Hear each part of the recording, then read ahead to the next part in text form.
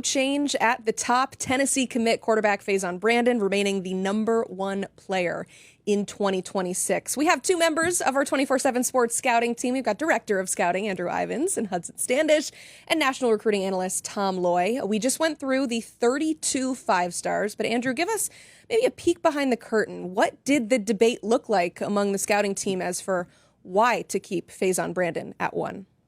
Emily, I want to be honest, there really wasn't much back and forth. We love this kid. We have long loved this kid. I think what he did on the field as a junior in a really difficult classification there in North Carolina, it speaks for itself. The other thing, I'm going through the workouts from this offseason, got to what Faizon Brandon did at an Elite 11 regional, and it just hammered home everything we thought. I thought it was like a laser show. The ball jumps out of his hands. You see him there, 6'3.5", 200 pounds. He is extremely young for the grade. He is only going to get bigger. So I think it's a combination of everything that kept him at the top. Yeah, positional value matters as well. But Faizon Brandon, he continues to answer every question. I can't wait to see him at the Elite 11 finals next month out in LA.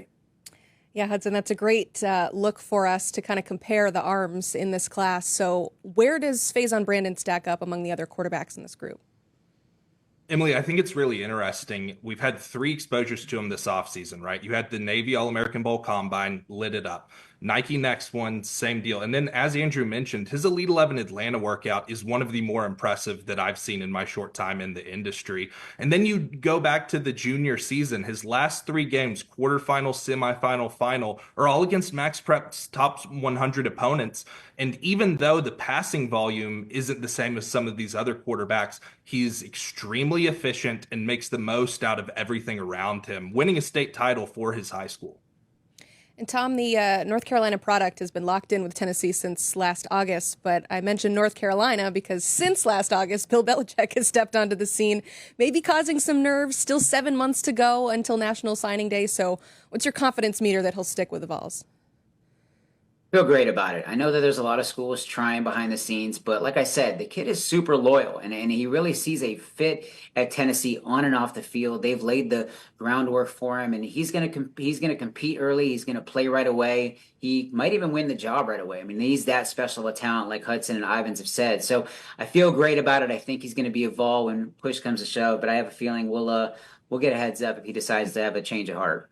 Vols fans wishing he could come maybe just a few months earlier and play this season, but they'll have to wait for their quarterback until next season. Let's recap 1 to 10 because I want to point out the biggest riser in this top 10 is the #1 defensive lineman in the class in Lamar Brown. I mean, he rose up 24 spots to being the #7 player in the country. So, Andrew, why was he so worthy of that rise?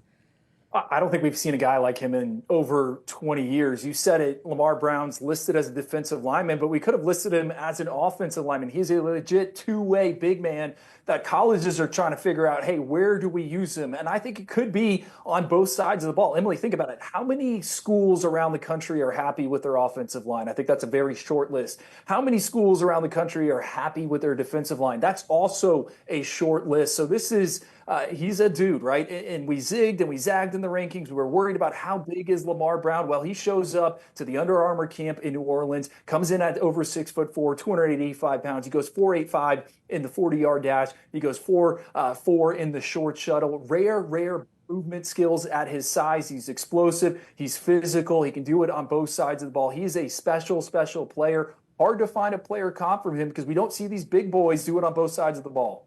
You talk about positional changes, Hudson. Quarterback Keshan Henderson's another player for you that stands out in this group. Yeah, not the biggest riser, goes from 5 to 3, but I think he's one to keep a close eye on long term because you can make the argument, and some on our scouting team have, that he might be the highest ceiling prospect in this 2026 cycle. It'll be very interesting to see, though, what he does as a senior because his school in the greater Houston area, Legacy School of the Sports Sciences, plays an outlaw schedule. They do not play in the playoffs, so Keshan will likely get a national schedule following an event in this postseason where he became the first ever underclassman to win MVP in one of these giant postseason all-star settings.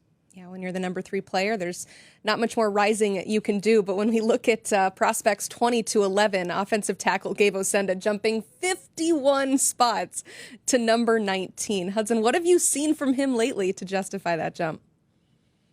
Just the surprise that we had when we saw him at the Navy All-American Bowl. I mean, he really blew us away. Verified at 6'8", 346 pounds, but he wears it extremely well. I mean, he has the frame to contribute earlier than you'd expect for the Tennessee Volunteers. He's someone that we really loved, extremely athletic.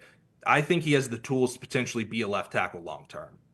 Speaking of big guys on the front line, Darius Gray is somebody you wanted to mention. Andrew, what stands out about him? Yeah, I think he's got 5 position flexibility, right? Do you want Darius Gray to be your left tackle? No, but he can play center. He can play both guard spots, and I think he can be a right tackle in a pinch. I think he is one of the cleanest players in the class of 2026. He checks off box after box after box, double machine on the hard-way, full-time two-way snaps. He's an energizer bunny as an offensive lineman. He gets better as games progress. I don't think he's being talked about enough when it comes to, hey, these schools that are involved in his recruitment. I think he's a multi-year starter, and I think he's a future first rounder.